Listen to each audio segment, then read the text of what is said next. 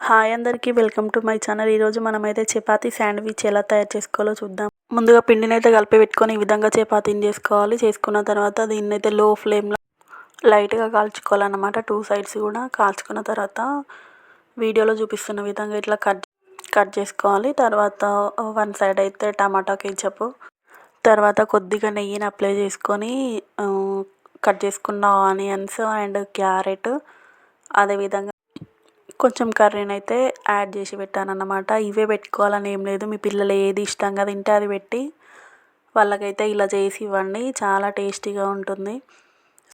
వీడియోలో చూపిస్తున్న విధంగా స్లోగా ఇలా ఫోల్డ్ చేసుకోవాలి. చేసుకున్న తర్వాత దీన్ని అయితే పెనం మీద పెట్టుకొని కాల్చుకోవాలి. లో ఫ్లేమ్లో పెట్టుకొని మంచిగా 2 సైడ్స్ కూడా కాల్చుకోవాలి. కాల్చుకున్న తర్వాత 2 పీసెస్గా కట్ చేసుకొని సాస్ పెట్టుకొని తింటే చాలా చాలా టేస్టీగా ఉంటుందన్నమాట. మీ పిల్లలకైతే ఖచ్చితంగా ఈ విధంగా ట్రై చేయండి. బయట ఫుడ్ని అయితే వీలైనంత అవాయిడ్ చేయండి. సో ఇంట్లో ఈ విధంగా చేస్తే పిల్లలు చాలా ఇష్టంగా తింటారు. Thank you for watching. Please subscribe my channel.